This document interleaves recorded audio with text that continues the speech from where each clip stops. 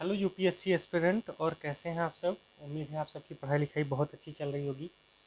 आज हम लोग पॉलिटी सेशन शुरू करने वाले हैं और ये बहुत बेहतरीन सेशन होगा यार, है ना।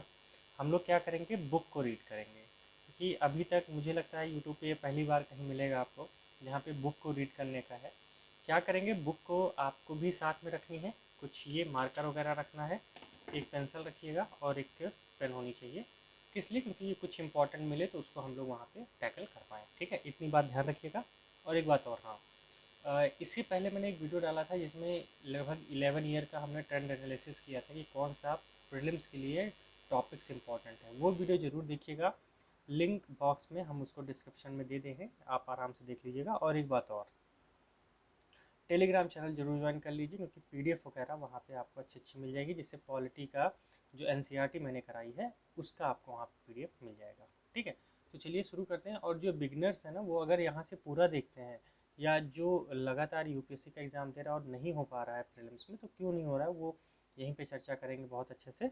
और जो भी करंट अफेयर के मुद्दे होंगे साथ साथ में कंप्लीट होता जाएगा, ठीक है। तो चलिए शुरू करते हैं, बिल्कुल टाइम वेस्ट नहीं करेंगे। देखिए, सबसे पहले पॉलिटी में हमें क्या पढ़ना है ना। जो हमारी लक्ष्मीकांत, ये कौन सी किसकी बुक है, लक्ष्मीकांत, जैसा आप देख सकते हैं।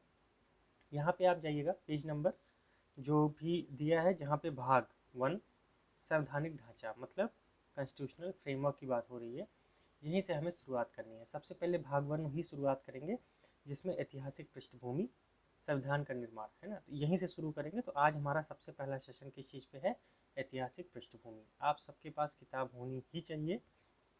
अगर किताब अवेलेबल नहीं है तो वीडियो को देखते जाइए, क्योंकि यहाँ से सब चीज़ें लिख के आ रही हैं, आप आराम से देख पाएंगे, ठीक है। तो चलिए शुरू करते हैं, आइए। तो हमने ओपन किया क्या, ऐतिहासिक पृष्ठभूमि, और यहीं से हम लोग शुरू करेंगे, ठीक है। जो जो चीज़ें यहाँ पे अंडरलाइन है, मुझे लगता है वो भी स्पष्ट रूप से दिख रही होंगी आपको। आप भी क्या करेंगे, उसी के हिसाब से इसको अंडरलाइन आप करेंगे, क्योंकि ये इंपॉर्टेंट है। और यहाँ से एग्ज़ाम में क्वेश्चन बने हैं तो आगे भी बनने की पूरी संभावना है, ठीक है। तो चलिए शुरू करते हैं पॉलिटी। और आज हम शुरू करेंगे ऐतिहासिक पृष्ठभूमि एम लक्ष्मीकांत का, जिसका नाम है हिस्टोरिकल बैकग्राउंड, मतलब जो ऐतिहासिक, क्या ऐसी बातें नहीं जो हमारे संविधान में ग्रहण की गई हैं, उस चीज़ से रिलेटेड है ये, ठीक है। तो चलिए शुरू करते हैं। जैसे यहाँ क्या लिखा है, भारत में ब्रिटिश 1600 ईस्वी में ईस्ट इंडिया कंपनी के रूप में व्यापार करने आए। महारानी एलिजाबेथ प्रथम के चार्टर द्वारा उन्हें भारत में व्यापार करने के विस्तृत अधिकार प्राप्त थे। कंपनी, जो अभी तक सिर्फ व्यापारिक कार्यों तक सीमित थी, उसने 1765 में बंगाल, बिहार और उड़ीसा के दीवानी अर्थात राजस्व एवं दीवानी न्याय के अधिकार प्राप्त कर लिए। अब इसका क्या मतलब हुआ, देखिए यहाँ पे कहना ये चाहते हैं कि 1600 में जब ईस्ट इंडिया कंपनी भारत आई ना, तो उसने वो आई कैसे। वहाँ पे एलिजाबेथ जो वहाँ की महारानी है, जिनको हम लोग, जैसे हमारे यहाँ भारत के राष्ट्रपति होते हैं, जो एक नामित व्यक्ति होते हैं, मतलब पूरा जो शासन चलता है वो भारत के राष्ट्रपति के नाम पे चलता है, लेकिन चलाता कौन है, प्रधानमंत्री। उसी तरह वहाँ पे भी क्या है, जो नामित व्यक्ति है वो कौन है, एलिजाबेथ। उन्होंने ही क्या किया, एक चार्टर बनाया, मतलब एक आदेश दिया। उस आदेश के तहत कंपनी आई भारत में व्यापार करने, ठीक, जिसका क्या नाम था, ईस्ट इंडिया कंपनी। कब आई, 1600 में। आगे बात कह रहा है कि जब ये कंपनी आई तो इसने क्या किया, धीरे धीरे 1765 में बंगाल, बिहार और उड़ीसा, ये तीन जगह के दीवानी और राजस्व, राजस्व मतलब हो गया धन, धन या कर, कर लगाना और उसको एकत्रित करना। और दीवानी, दीवानी मतलब जुडिशरी, जुडिशरी मतलब हो गया कि जहाँ पे हम लोग क्या करते हैं, न्याय, उसको संबंधित जितने भी अधिकार थे कंपनी ने पा लिए। अब आप खुद सोचिए ना, जो बाहर की कंपनी है यहाँ आई, और यहाँ के राजा महाराजाओं के द्वारा बंगाल, बिहार और उड़ीसा के दीवानी के अधिकार प्राप्त कर लेना एक बहुत बड़ी बात है। और वो क्या करेगी, धीरे धीरे प्रशासन में घुसेगी और धीरे धीरे सबको बाहर करके खुद एक प्रशासनिक इकाई बनेगी, ठीक है। चलिए आगे देखते हैं। उसके बाद लिखा है, इसके तहत भारत में उसके क्षेत्रीय शक्ति बनने की प्रारंभ इकाइयाँ, मतलब उसके जो क्षेत्रीय शक्ति है बनने की प्रक्रिया प्रारंभ हुई, सीधी सी बात है बिल्कुल। आगे, 1858 में सिपाही विद्रोह के परिणाम स्वरूप ब्रिटिश ताज ने भारत के शासन का उत्तरदायित्व प्रत्यक्ष अपने हाथों में ले लिया। देखो, धीरे धीरे समय बीतता है, मॉडर्न हिस्ट्री में हम बहुत अच्छे से कंप्लीट करेंगे। आप जानते हैं 6:30 बजे रोड डेली, इसी तरह स्पेक्ट्रम हम लोग पढ़ते हैं, तो आप वो भी सेशन जरूर ज्वाइन कीजिएगा। वहाँ पे हम लोग क्या करते हैं कि स्पेक्ट्रम की एक एक गुत्थी को खोलते हैं और बहुत ऐसे ऐसी चीज़ों को समझते हैं, तो प्लीज़ उसको भी ज्वाइन जरूर कीजिएगा। आइए, तो उसी में कहा गया था 1858 में एक सिपाही विद्रोह होता है मंगल पांडे के द्वारा, आप जानते हैं उस चीज़ को। तो वहाँ पे क्या होता है ना, जो ईस्ट इंडिया कंपनी थी उसको बंद कर दिया गया और यहाँ से ब्रिटिश गवर्नमेंट पूरी तरह से क्या हो गई, हावी हो गई, और वही अपना शासन अब चलाने लगी। आगे, यह शासन 15 अगस्त 1947 के भारतीय स्वतंत्रता प्राप्ति के अनवरत रूप से जारी रहा। मतलब कब तक चला? 15 अगस्त 1947, जिस दिन हमारा देश आज़ाद हुआ।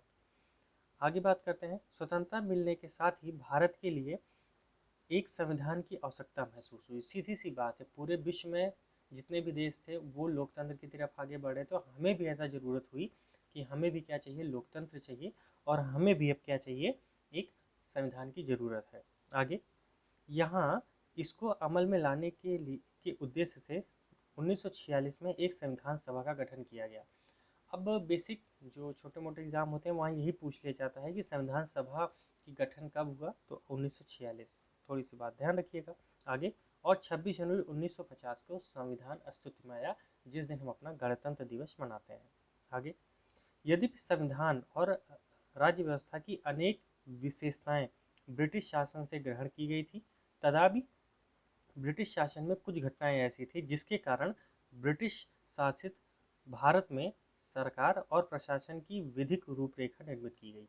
देखिए, इसका क्या मतलब हुआ, कुछ घटनाएं ऐसी हुई थी पास्ट में जिसको संविधान में जगह मिली, वहीं से हमें सीख मिली, है ना। जब वहाँ से हमें सीख मिली तो हमने क्या किया, उसको संविधान में उस चीज़ को सुधारा। तो बस वही चीज़ें ये किताब कह रही है। अंत में देखिए, इसके बारे में विस्तृत व्याख्या दो शीर्षक के अंतर्गत पढ़ सकते हैं। पहला, एक कंपनी का शासन कब से चला, 1773 से 1858 तक, और सम्राट का शासन। सीधी सी बात है, उसके बाद कंपनी का शासन हटके महारानी का शासन लगता है, जिसे सम्राट का शासन या महारानी का शासन कहा जाता है। कब से? 1858 से लेके 1947 तक, जब तक भारत आज़ाद नहीं हुआ। ठीक है, मुझे लगता है यहाँ तक की बात एकदम क्लियर है। अब हम लोग आगे बात करेंगे कंपनी का शासन 1973 से 1858 तक की कौन कौन सी घटनाक्रम हुए, क्या क्या चीज़ें हुई, इन बातों को देखते हैं। चलिए आइए शुरू करते हैं आगे। देखिए यहाँ पे 1773 का रेगुलेटिंग एक्ट। अब देखिए रेगुलेटिंग एक्ट क्या होता है।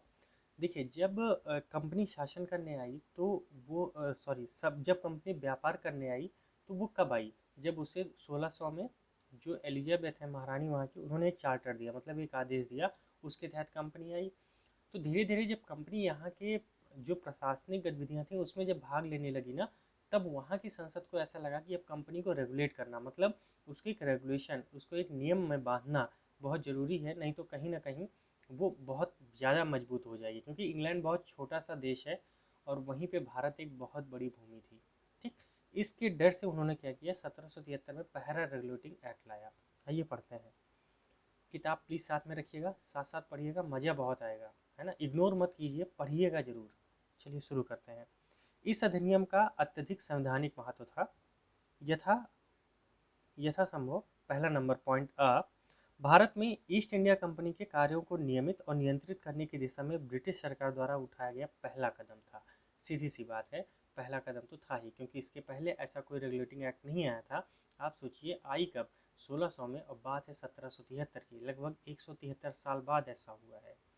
ठीक, तो बड़ा कदम तो था ही। चलिए आगे देखते हैं हम लोग। पॉइंट नंबर बी, इसके द्वारा पहली बार कंपनी के प्रशासनिक और राजनीतिक कार्यों को मान्यता मिली। किसके द्वारा? इस 1973 का जो रेगुलेटिंग एक्ट आया उसके तहत कंपनी को जो प्रशासनिक और राजनीतिक कार्यों की मान्यता मिली। इसके द्वारा भारत के केंद्रीय प्रशासन की नींव रखी गई। सीधी सी बात है, भारत में एक केंद्रीय प्रशासन की नींव रखी गई। क्या इसके पहले कोई ऐसा शासन था जहाँ पे रूल लाया जाए, रेगुलेशन लाया जाए? नहीं, क्योंकि प्रजातंत्र था, क्योंकि पूरा राजा रानियों का ना राजतंत्र चलता था। अब राजतंत्र में कहाँ ऐसा होता है कि बहुत सारे रूल्स रेगुलेशन लाए जाए और कोई केंद्रीय शक्ति थी। उस समय तो कोई केंद्रीय शक्ति थी नहीं, मुगल्स भी थे लेकिन वो पूरी तरह से खत्म हो गए थे। चलिए अब आगे बात करते हैं, इस अधिनियम की महत्वपूर्ण विशेषताएं क्या थी, ध्यान से सुनना है। चलिए आइए आगे पढ़ते हैं हम लोग। इस अधिनियम द्वारा बंगाल के गवर्नर को बंगाल का गवर्नर जनरल पद दिया गया।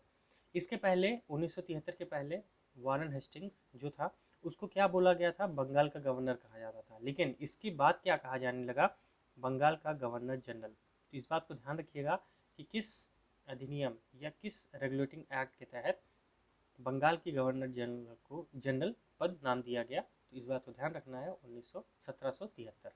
ठीक है, चलिए अब आगे बात करते हैं। एवं उसकी सहायता के लिए 4 सदस्यीय कार्यकारी परिषद का गठन किया गया। ठीक है, इस बात को ध्यान रखिएगा।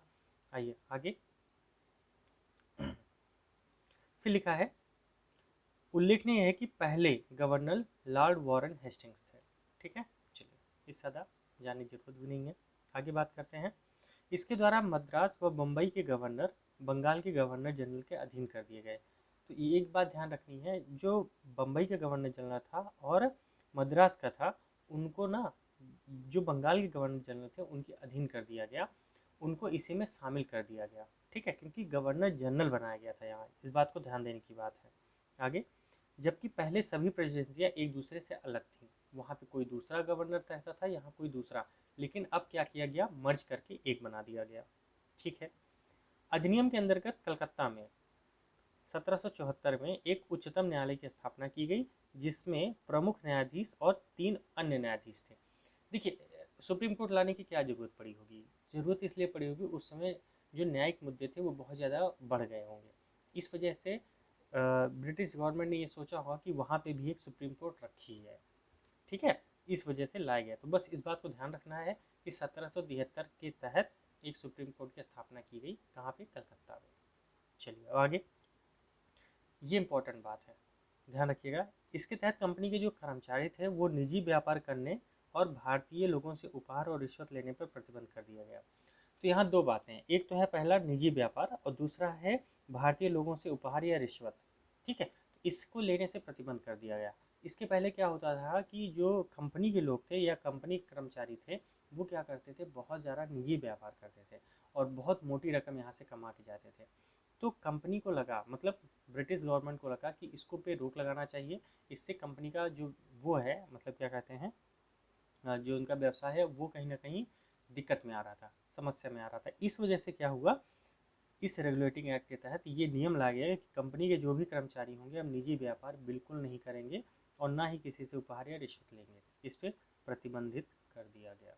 ठीक है, चलिए अब पॉइंट नंबर 5 क्या कहता है, इस अधिनियम के द्वारा ब्रिटिश सरकार का कोर्ट ऑफ डायरेक्टर, कंपनी की गवर्निंग बॉडी थी कोर्ट ऑफ डायरेक्टर, के माध्यम से कंपनी पर नियंत्रण सशक्त हो गया। क्योंकि सीधी सी बात है, इसने कहा कि जो राजस्व मामला होगा, नागरिक या सैन्य मामला, इसकी जानकारी ब्रिटिश सरकार को देना आवश्यक हो गया। अब देखिए धीरे धीरे ना जो ब्रिटिश गवर्नमेंट है वो क्या करेगी, कंपनी को क्या करेगी, अपने चंगल में फंसाएगी, धीरे धीरे क्या करेगी, उसके ऊपर रेगुलेटिंग एक्ट लेकर आएगी। ठीक है, अब जो एक्ट लेकर आती रहेगी उससे क्या होगा ना, 1858 तक आते आते सीधा कहेगी अब कंपनी बंद करो, भारत प्रशासन हमारा होगा।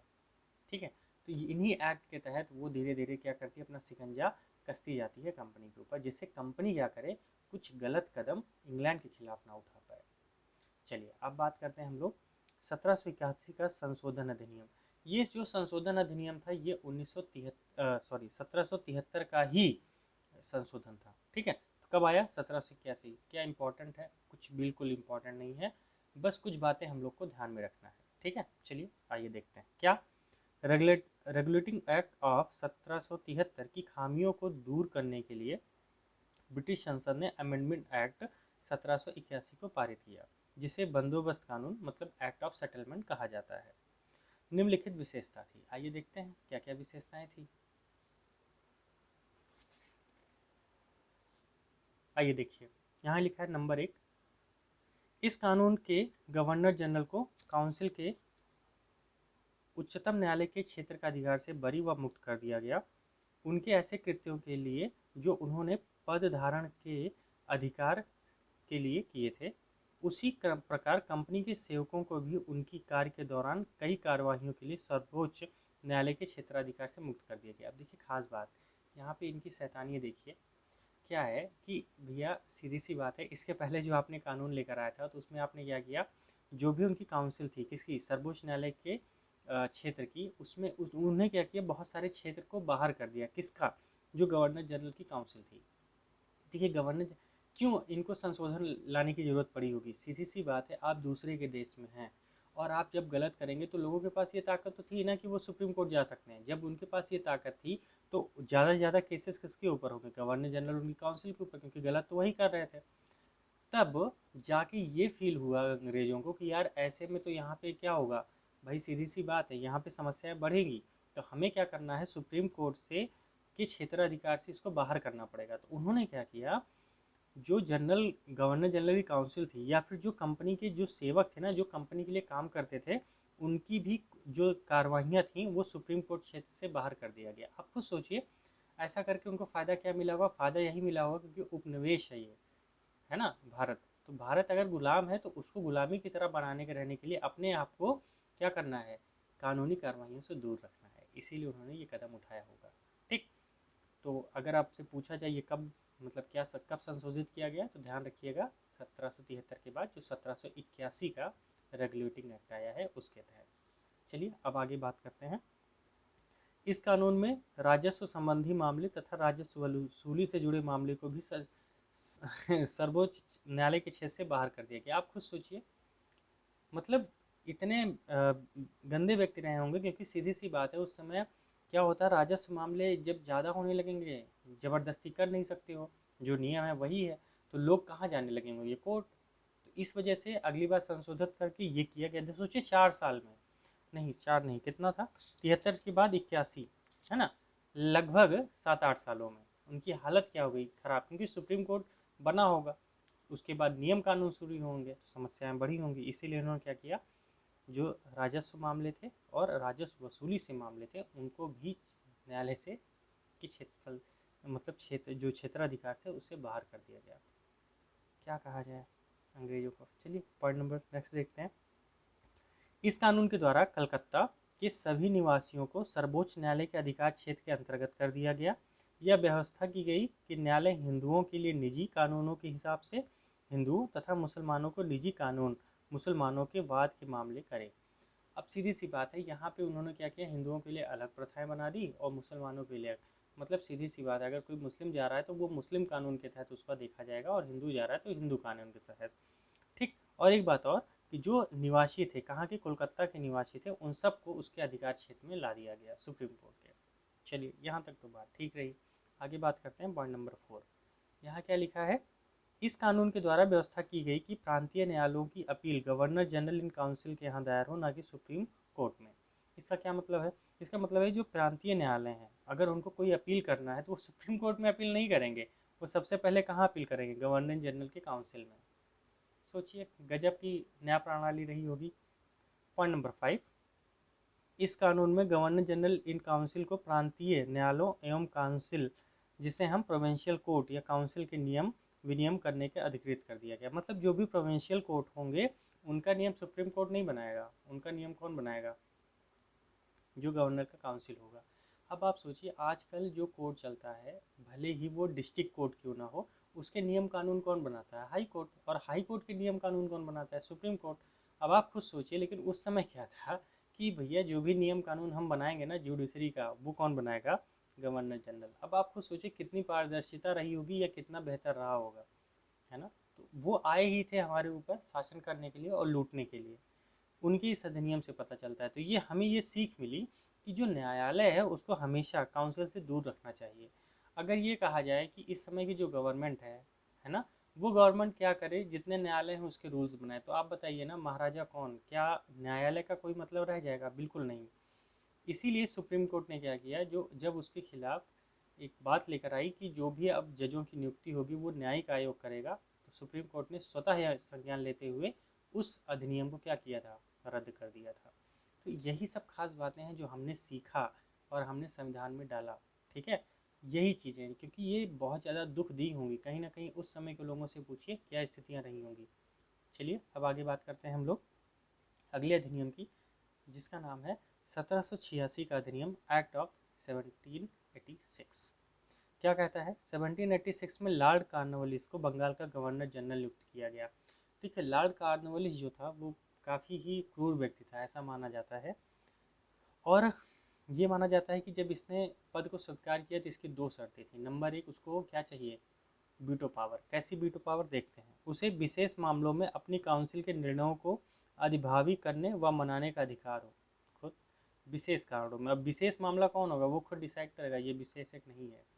दूसरा, उसे सेनापति अथवा कमांडर इन चीफ का पद भी दिया गया। ये दो उसकी शर्तें थीं, तभी वो उसने कहा कि मैं गवर्नर जनरल बनूंगा। क्या बात है। उपरोक्त शर्तें 1786 के कानून प्रावधानों में जोड़ा गया है। इम्पॉर्टेंट है, मेरे हिसाब से कोई ज़रूरत नहीं है, बस ये सब ध्यान रखिएगा कि हाँ ठीक है, लॉर्ड कॉर्नवालिस था, ये दो शर्तें थी बस। ठीक है, चलिए अब आगे बात करते हैं 1793 का चार्टर कानून। ये भी उतना इम्पोर्टेंट नहीं है, लेकिन एक बार रीडिंग कर रहे हैं हम लोग तो रीडिंग कुछ भी नहीं छोड़ेंगे। रीज़न क्या है कि एक बार दो बार रीड करेंगे, उसके बाद इम्पोर्टेंट को छाटेंगे। इम्पोर्टेंट तो वैसे मैं लगाते चल रहा हूँ, आप देख ही रहे हैं, जो है वो बता रहा हूँ। लेकिन एक बार रीड करने से क्या होता है, पूरी कहानी पता होती है। मान लीजिए छटक के कहीं से क्वेश्चन आ गया तो उसको झेल सके, है ना, बाउंसर को झेला जा सके। चलिए बात करते हैं 1793 का चार्टर कानून। निम्नलिखित विशेषताएं क्या थी। नंबर एक, इसने लॉर्ड कॉर्नवालिस को दी गई काउंसिल के निर्णयों को ऊपर अधिभावी शक्तियों को भविष्य के लिए सभी गवर्नर जनरल एवं प्रेसिडेंसियों को के गवर्नर का विस्तारित कर दिया गया। ठीक है, कोई बात नहीं, यहाँ तक ठीक था। आगे देखते हैं आगे क्या मैटर है। दूसरा पॉइंट है, इसने गवर्नर जनरल को अधीनस्थ बॉम्बे और मद्रास प्रेसिडेंसी की सरकारों के ऊपर अधिक नियंत्रणकारी शक्तियां प्रदान की। ठीक है, बिल्कुल करेंगे, क्योंकि सीधी सी बात है, जो अधीनस्थ बॉम्बे और मद्रास की प्रेसिडेंसियां थीं, सरकार से ऊपर अधिक नियंत्रणकारी शक्तियां प्रदान की गई, क्योंकि उस समय क्या था, वहाँ पे लोकल गवर्नमेंट थी, और लोकल गवर्नमेंट से ज़्यादा किसको ताकत दी गई, वहाँ के जुडिशरी को। चलिए आगे देखते हैं। ठीक है, देखिए फिर से पढ़ दे रहा हूँ। जो गवर्नर जनरल था उसको अधीनस्थ बॉम्बे और मद्रास प्रेसिडेंसी सरकार के ऊपर का नियंत्रणकारी शक्तियाँ, मतलब हमने अभी पढ़ा था इसके पहले कि जो बॉम्बे और मद्रास की प्रेसिडेंसी थी उसको शामिल कर दिया गया है किसमें, बंगाल में, 73 वाले में ना। तो यहाँ पे क्या कहा गया कि उसके ऊपर की शक्ति। सीधी सी बात है, वही बातें बार बार आ रही हैं। आगे, इसने भारत का व्यापार को एकाधिकार अगले 20 वर्षों अवधि के लिए बढ़ा लिया। ये इंपॉर्टेंट है, इसको आप चाहिए तो अंडरलाइन कर लीजिए, है ना। तो मैं भी कोशिश करूंगा कि मैं भी इसको रंग लूँ, क्योंकि इंपॉर्टेंट है भाई। Point number 3। ठीक है, चलिए क्या इंपॉर्टेंट है फिर से पढ़ते हैं। कब की बात है ये, 1793 का चार्टर अधिनियम। इस अधिनियम के तहत याद रखिएगा 20 वर्षों की अवधि के लिए बढ़ा दिया गया। भारत में, भारत का जो व्यापार था, जो कंपनी आई थी व्यापार करने, उसका 20 वर्षों तक और एकाधिकार बढ़ा दिया गया, क्योंकि ब्रिटिश से कोई दूसरी कंपनी अब भारत में व्यापार करने नहीं आएगी। बात समझ में आ रही है ना।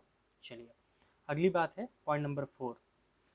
इसने कमांडर इन चीफ के गवर्नर जनरल काउंसिल के सदस्य होने की अनिवार्यता समाप्त कर दी, बशर्ते कि उसके रूप में नियुक्त किया गया। जैसे लॉर्ड कॉर्नवालिस, उसने कहा था कि मैं कमांडर इन चीफ बनूंगा, तो वहाँ से एक प्रथा शुरू हो गई थी कि जो भी गवर्नर जनरल होगा वो क्या होगा, कमांडर इन चीफ होगा।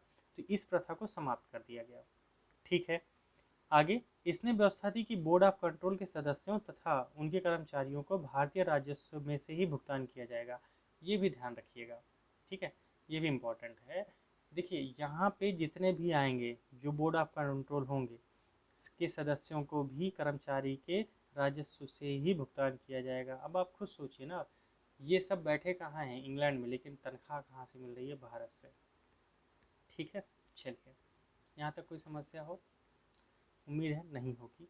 चलिए अब आगे बात करते हैं हम लोग मोस्ट इम्पॉर्टेंट टॉपिक, जहाँ से यूपीएससी में क्वेश्चन तो आएंगे और वैसे भी काफ़ी इम्पोर्टेंट है। ठीक, किताब साथ में होना ज़रूरी है मेरे दोस्त। शुरू करें। चलिए आगे है चार्टर्ड कानून 1813।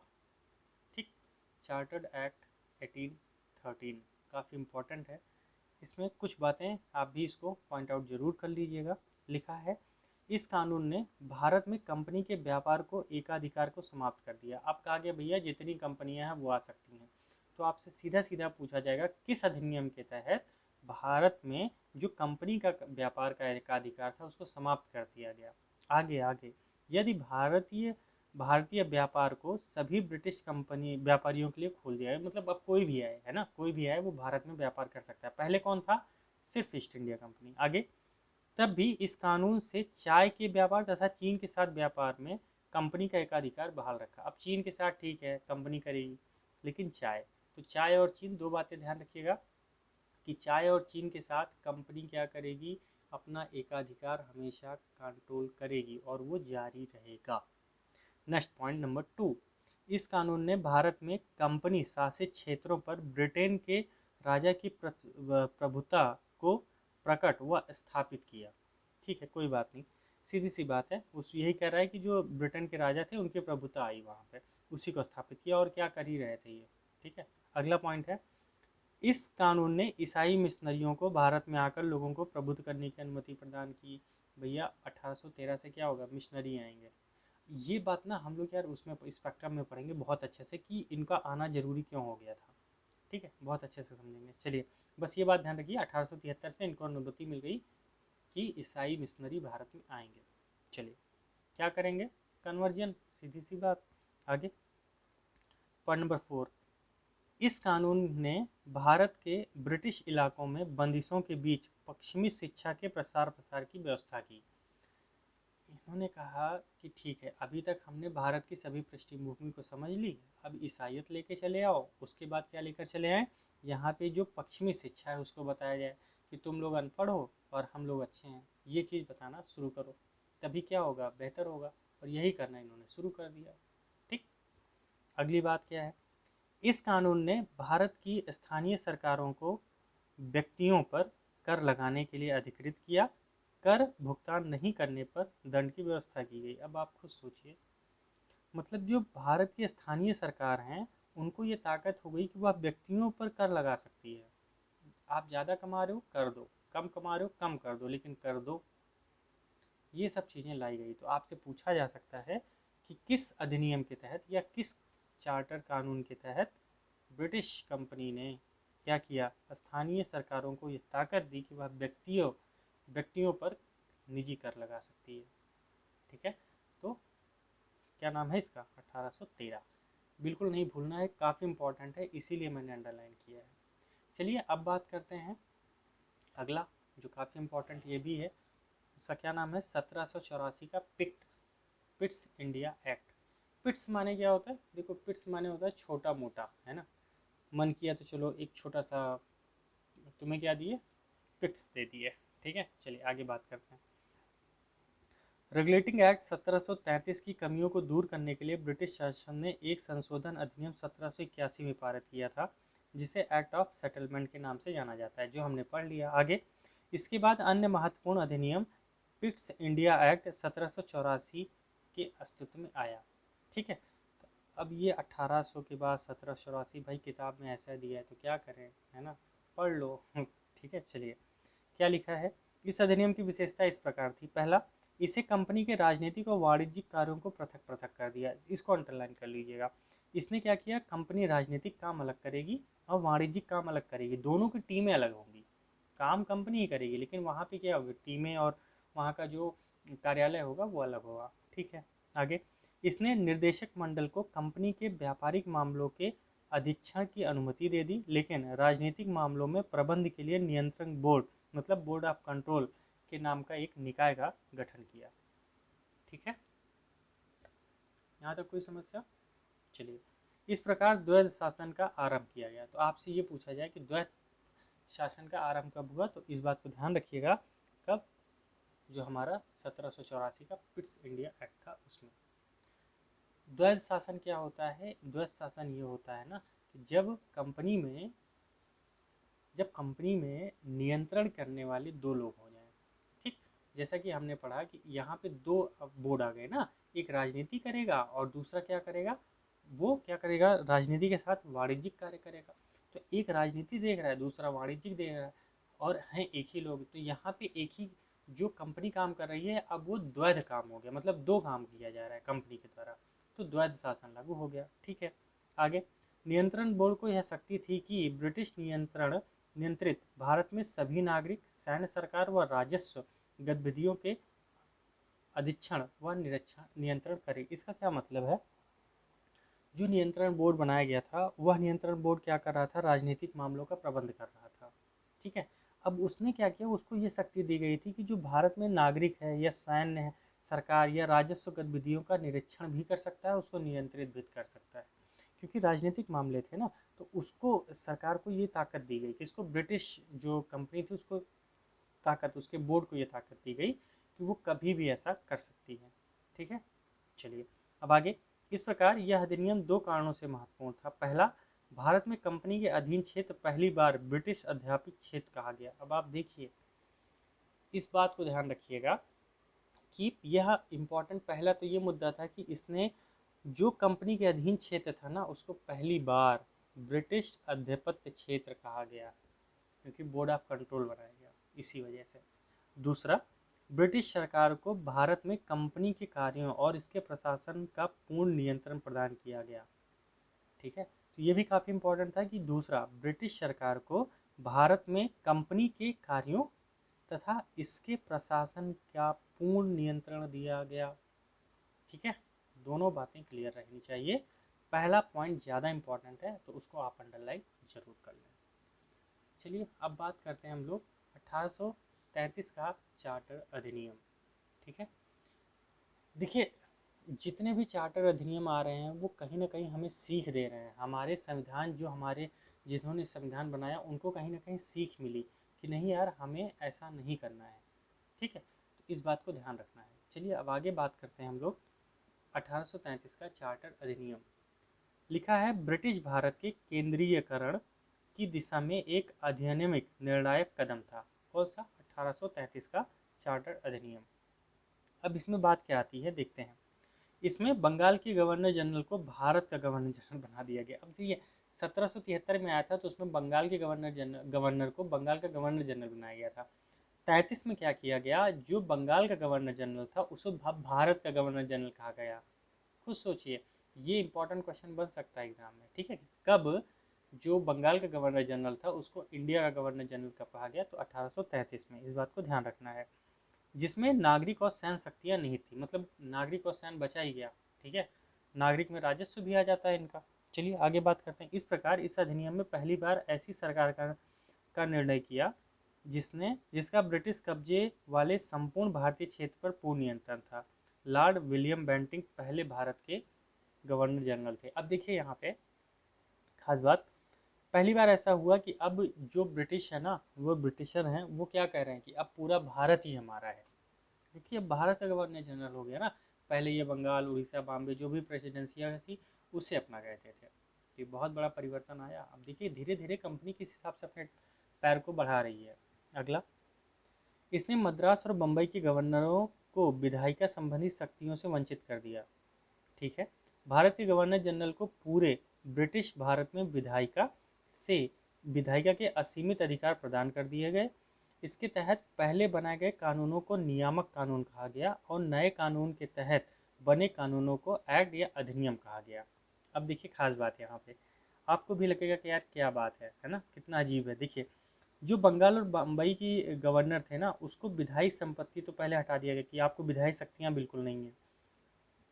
तो किसको मिला होगा, जो वहाँ पे क्या होगी, सीधी सी बात है, इन दोनों को किसको मिल गया, जो भी गवर्नर था, कौन का, भारत का गवर्नर, उसको दे दिया गया था। तो भारत के गवर्नर जनरल को पूरे ब्रिटिश भारत में विधायिका की असीमित शक्ति प्रदान कर दी गई। इसके पहले क्या होता था कि चलो ठीक है, बम्बई और मद्रास में जो कानून नियम जो भी बनेगा वो लोग, यही लोग बनाते थे। ठीक है, भले ही अधीन उनके थे लेकिन नियम में बनाते थे। लेकिन अब कहा गया भैया ठीक है, तुम अब नियम भी नहीं बना सकते। कौन बनाएगा, भारत का गवर्नर जनरल। ठीक है, और एक बात और, इसके अंतर्गत जो भी कानून बनाए जाए ना, जो पहले से कानून है उनको नियामक कहा जाएगा कि ये कानून था। लेकिन जो भी नए कानून बनाए जाएंगे उनको एक्ट या अधिनियम कहा गया। ठीक है इस बात को ध्यान रखिएगा। चलिए आगे। आगे है, ईस्ट इंडिया कंपनी एक व्यापारिक निकाय के रूप में की जाने वाली गतिविधियों को समाप्त कर दिया गया। इसका मतलब फिर से देखिए, ईस्ट इंडिया कंपनी की एक व्यापारिक निकाय के रूप में की जाने वाली गतिविधियों को समाप्त कर दिया गया। अब यह विशुद्ध रूप से प्रशासनिक निकाय बन गया था, क्योंकि सीधी सी बात है, इतने बड़े स्तर पर ये कर वसूलने लगे थे, तब व्यापार कर कहाँ रहे थे, एक तरह तो प्रशासन कर रहे थे। इसके तहत कंपनी के अधिकार वाले क्षेत्र ब्रिटिश राजशाही और उसके उत्तराधिकारियों के विश्वास के तहत ही कब्जे में रह गए। तो ये क्या था, एक बहुत बड़ा टर्निंग पॉइंट था 1873 में। ठीक है, इस बात को ध्यान रखिएगा। आगे लिखा है, चार्टर्ड एक्ट 1833 के सिविल सेवकों के चयन के लिए खुली प्रतियोगिता का आयोजन शुरू किया गया। पहली बार प्रयास किया गया लेकिन शुरुआत नहीं हो पाई थी। ध्यान रखना है, शुरू करने का प्रयास किया गया था। आप जब भी ऑप्शन आए ना, जल्दीबाजी में टिक मत कर देना। क्या करना, पढ़ना, प्रयास करने की बात कर रहा है कि शुरू करने की बात कर रहा है। यहाँ पे 1700 जो 1833 का जो एक्ट है सिविल सेवा के चयन के लिए खुद खुली प्रतियोगिता का आयोजन शुरू करने का प्रयास सिर्फ किया गया था। इसमें कहा गया कि कंपनी भारतीयों को किसी पद, कार्यालय और रोजगार को हासिल करने से वंचित नहीं किया जाएगा। हालांकि बोर्ड ऑफ डायरेक्टर ने विरोध के कारण इसे प्रावधान को समाप्त कर दिया गया। ठीक है, इस बात को ध्यान रखिएगा, ये फाइनलाइज नहीं हो पाया क्योंकि इसको समाप्त कर दिया गया। किसके द्वारा, गवर्नर जनरल के द्वारा। ठीक है, चलिए अब एक इम्पॉर्टेंट अगला एक्ट आता है जिसे हम लोग कहते हैं 1853 का चार्टर अधिनियम। ठीक, मुझे लगता है आप भी अभी तक जोश बनाए हुए हैं, बिल्कुल साथ में लगे हैं, बिल्कुल लगे रहिएगा। ठीक है, चलिए आइए बात करते हैं आगे। 1873 का चार्टर अधिनियम काफ़ी इम्पॉर्टेंट है। इसके बाद हमारा अगला सेशन नेक्स्ट टाइम होगा, मतलब अगले दिन होगा। अभी के लिए इसको पढ़ना बहुत ज़रूरी है। चलिए बात करते हैं। 1793 से 1853 के दौरान ब्रिटिश संसद द्वारा पारित किए गए चार्टर अधिनियम की श्रृंखला में यह अंतिम अधिनियम था। संवैधानिक विकास की दृष्टि से यह अधिनियम काफ़ी महत्वपूर्ण अधिनियम था।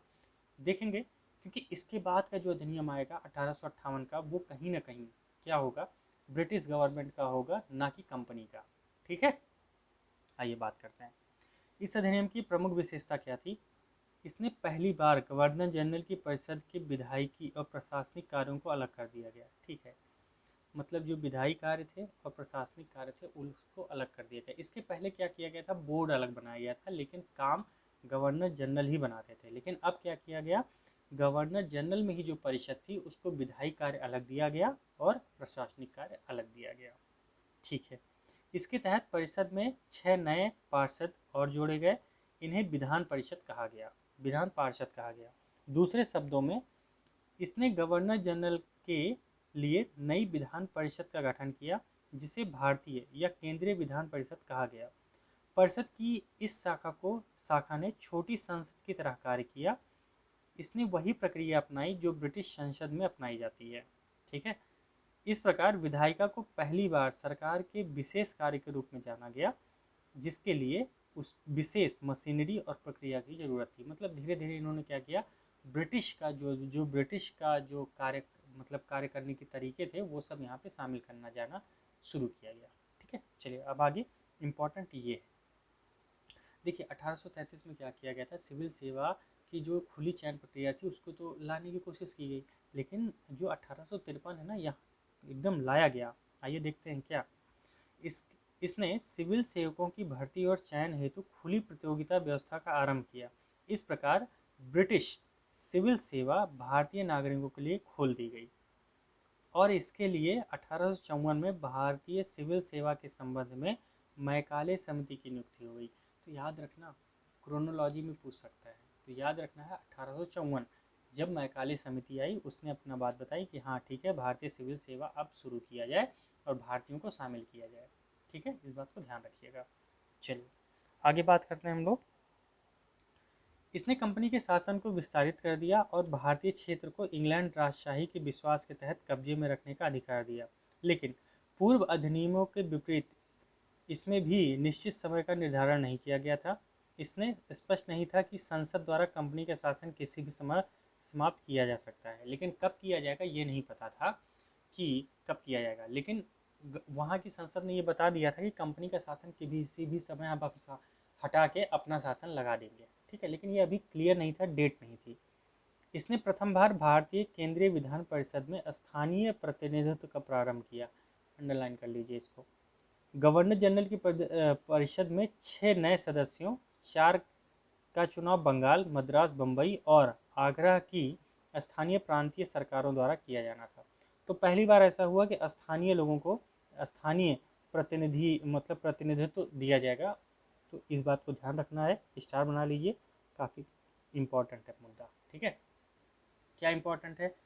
इम्पोर्टेंट इसलिए है कि जो केंद्रीय विधान परिषद है ना, उसमें स्थानीय प्रतिनिधित्व प्रारंभ किया गया। कुल मिला के जो गवर्नर जनरल की परिषद में 6 नए सदस्यों को, जिसमें से 4 तो बंगाल, मद्रास, बम्बई और आगरा थी, इनके स्थानीय जो प्रांतीय सरकार हैं उनके द्वारा इनको चुना जाना था। तो ये एक पहला कदम था इनका, जब क्या किया गया, स्थानीय प्रतिनिधित्व देने की कोशिश की गई। ठीक, तो इसको भी थोड़ा सा ध्यान रखिएगा। तो आज हमने क्या किया, जो भी चार्टर अधिनियम जो भी पढ़े, हमने कब से कब तक पढ़ा?